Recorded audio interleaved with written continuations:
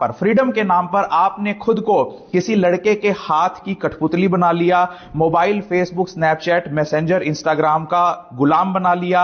जिस बाप ने पाल पोस कर बड़ा किया, उसी के खिलाफ आप थाने में पहुंचकर उनकी शिकायत करती हैं। इसके लिए सिर्फ एक 2 दिन पहले मिले हुए उस लड़के के लिए एक बात याद रखना, तुम्हारे मजे लेना सब चाहते हैं, लेकिन तुम्हारी जिम्मेदारी उठाना कोई नहीं चाहता। जब तुम चाहती हो कि मैं शादी करना चाहती हूं रिलेशनशिप में रहने के बाद, तो वही लड़का बहाने बनाने लगता है कि अभी मेरी बहन की शादी होगी, अभी मैं तुम्हारा खर्चा नहीं उठा सकता, अभी मुझे और टाइम चाहिए। जब वो कहां था, जब वो तुम्हारे साथ रिलेशन बना रहा था। जब तुम सोचती हो कि मैं तो टाइम पास के लिए रिलेशन बना रही हूं, कि चलिए कोई बात नहीं, रिलेशन बना लिए तो शादी नहीं भी करूं, तो आज खबरें आ रही हैं कि कोई सरफिरा तुम जैसे ही शादी से इनकार करती हो तो तुम्हें गोली मार देता है या तुम्हें ठिकाने लगाने की कोशिश करने लगता है। और अगर कोई कहता है कि हम तो शादी कर भी लेंगे, जी मैं रिलेशनशिप में हूं, मैंने लव मैरिज कर ली, आज आपको यह जानना जरूरी है कि डिवोर्स रेट सबसे ज्यादा लव मैरिज का है।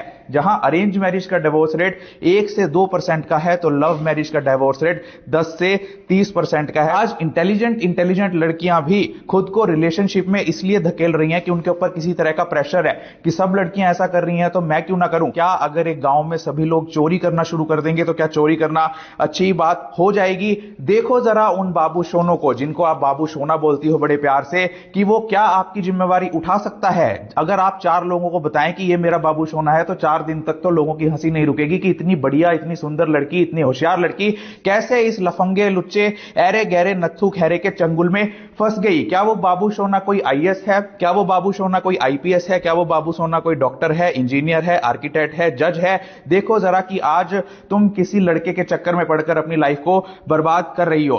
कभी भी किसी लड़के के साथ उसके भरोसे में आकर, उसकी बातों में आकर, उसके बहलावे में आकर कोई भी ऐसी ऑडियो कॉल मत करो, क्योंकि ये लड़के लोग इतने चालाक होते हैं कि आपकी ऑडियो कॉल को स्टोर रखते हैं। पहले दिन से ही वो आपकी रिकॉर्डिंग सेव रखते हैं कि जैसे ही अगर वो फंसा या उसके ऊपर कोई इल्जाम लगा तो सबको बता सके कि देखो ये अपनी मर्जी से आती थी। कभी भी किसी लड़के के साथ व्हाट्सएप पर, फेसबुक पर या और तरह से कोई भी वीडियो कॉल मत करो। वो वीडियो कॉल आपकी रिकॉर्ड हो सकती है, रिकॉर्ड होती भी है, और वही लड़का जिस पर आप पूरा भरोसा करके उस वीडियो कॉल को करती हो, वही उसे नेट पर वायरल करता है शराब के नशे में, आपसे बदला लेने के लिए, या जब आप शादी से मना कर देती हो तब, और फिर आपकी और आपके परिवार की इज्जत धूमिल होने लग जाती है। कभी भी किसी लड़के के साथ बैंक ट्रांजैक्शन मत करो। अगर आपने देखा होगा कि आजकल लड़कियां रिलेशनशिप में आती हैं, उनके साथ गूगल पे पर, फोन पे पर, पेटीएम पर ट्रांजैक्शंस करने लगती हैं। वो कहता है मैं तुझे कैश दे देता हूं, तू मुझे गूगल पे कर दे, तू मुझे कैश दे दे, मैं तुझे गूगल पे कर देता हूं। वो जो आप गूगल पे और पेटीएम करते हो, वो एक बैंक ट्रांजैक्शन बन जाती है, जिससे भविष्य में अगर आपको अपनी आवाज भी उठानी हो किसी लड़के के खिलाफ कि इसने मेरा फायदा उठाया, तो वो लड़का बोलता है कि देखो जी, इससे मेरा पैसे का लेन देन था, इस लड़की से मेरा पैसे का लेन देन था, इसीलिए मेरे ऊपर जानबूझ के झूठे इल्जाम लगा रही है। कभी भी किसी होटल या कैफे में अंधाधुंध घुसने मत चली जाओ। वहां पर कैमरे हो सकते हैं, इतना ही नहीं, या तो होटल या कैफे मालिक उस कैमरे को लगा सकता है ताकि आपकी वो वीडियो रिकॉर्ड करके विदेशों में बेच सके। आज इंटरनेट भरा हुआ है अश्लील वीडियो से, जिसमें होटल की और कैफे की वीडियो आती है। वो कौन रिकॉर्ड कर रहा होता है? होटल कैफे वाले, ताकि वो कुछ हजार रुपए के चक्कर में वो वीडियो बेच दें। लेकिन आप कुछ नहीं कर सकती, आपको तो पता ही नहीं होता। जब तक वो वीडियो को आप रोकने की कोशिश करती हैं, तब तक हर जने खने के मोबाइल में, व्हाट्सएप में, लैपटॉप्स में, कंप्यूटर्स में वीडियो पहुंच चुकी होती है। इवन आपने गर्ल्स हॉस्टल में और टॉयलेट्स में भी, चेंजिंग रूम्स में भी इस बात का ध्यान रखना है कि वहां पर कोई कैमरा नहीं लगा हुआ है। आपके लिए यह जानना जरूरी नहीं है कि कितने कम कपड़े आप पहन सकती हैं। आपके लिए यह जानना जरूरी है कि कोई ऐरा गहरा, नत्थु खैरा, 2 कौड़ी का लड़का जब आपको गर्भ निरोधक गोलियां खिला रहा है तो उसका आपके शरीर पर क्या इफेक्ट होगा। आपके लिए यह जानना जरूरी है कि आपके लिए क्या करियर ऑप्शंस हैं। स्कूल के बाद, कॉलेज के बाद, कोचिंग के बाद आप कैसे हाईएस्ट पोटेंशियल को अपनी लाइफ में रीच कर सकती हैं। आपके लिए यह जानना जरूरी है कि हर जिले में महिलाओं की सुरक्षा के लिए महिला थाना है। आपके लिए यह जानना जरूरी है कि अगर आप किसी अनजान शहर में फंस गई हैं, तो वहां पर वन स्टॉप सेंटर बनाया गया है, जिसमें आपको रात में ठहरने की व्यवस्था फ्री में दी जाती है। वहां पर पुलिस कांस्टेबल्स भी होते हैं, वहां पर पूरा सिक्योरिटी स्टाफ आपके साथ होता है। आपको यह जानना जरूरी है कि आपके पेरेंट्स की प्रॉपर्टी में आपका राइट है। आपको यह जानना जरूरी है कि पुलिस स्टेशन में आपके क्या राइट्स हैं, कैसे आपको ट्रीट किया जाना चाहिए पुलिस थानों में। आपको यह जानना जरूरी है कि कोर्ट्स में आपके क्या राइट हैं।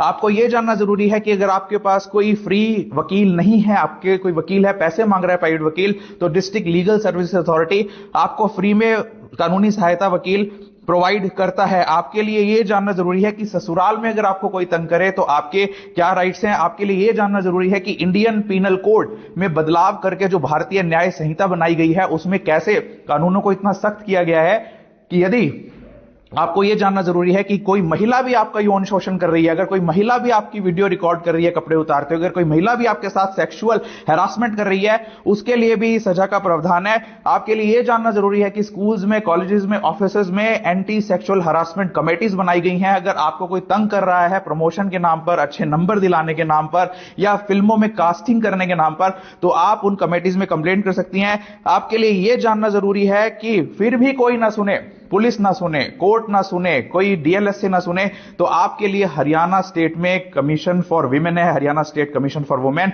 अगर वो भी ना सुने तो आपके लिए नेशनल कमीशन फॉर वुमेन नई दिल्ली में है, जिसकी वेबसाइट पर जाकर आपको पूरी सहायता वो कमीशन करेगा। लेकिन आप आज जान क्या रही हैं, जरा उस कंटेंट को ध्यान से देखिए। आज हालत यह हो गई है कि एक बाप की उम्र बीत गई, एक बाप की उम्र बीत गई एक बेटी को कपड़े पहनाने में, और एक बेटी के कपड़े फट गए इंस्टाग्राम के फॉलोअर्स बढ़ाने में। एक अनजान लड़का आपको रिलेशनशिप के चक्कर में फंसाकर, आपकी भावनाओं का फायदा उठाकर आपके मंदिर जैसे शरीर से खेल गया, आपके साथ सब कुछ कर गया। क्या वो आपके साथ शोषण नहीं है? जिस उम्र में हमारे लिए नए करियर के दरवाजे खुलने चाहिए थे, उस उम्र में आज हमारे लिए होटल और कैफे के दरवाजे खुल गए हैं। क्या ये हमारे साथ शोषण नहीं है? जिस उम्र में आपको अच्छा खान पान मिलना चाहिए था, आज उस उम्र में आपको गर्भ निरोधक गोलियां खिलाई जा रही हैं। क्या ये आपका शोषण नहीं है? जिस पापा की परी बनकर रही, उसी के खिलाफ आपको थाने में खड़ा कर दिया, उसी का आपको दुश्मन बना दिया। क्या ये आपका शोषण नहीं है? फेसबुक, इंस्टाग्राम पर, स्नैपचैट, मैसेंजर पर इतनी अश्लील रील्स लड़कियां बनाकर डाल रही हैं, जिससे सभी लड़कियों के लिए एक असुरक्षित माहौल पैदा हो गया।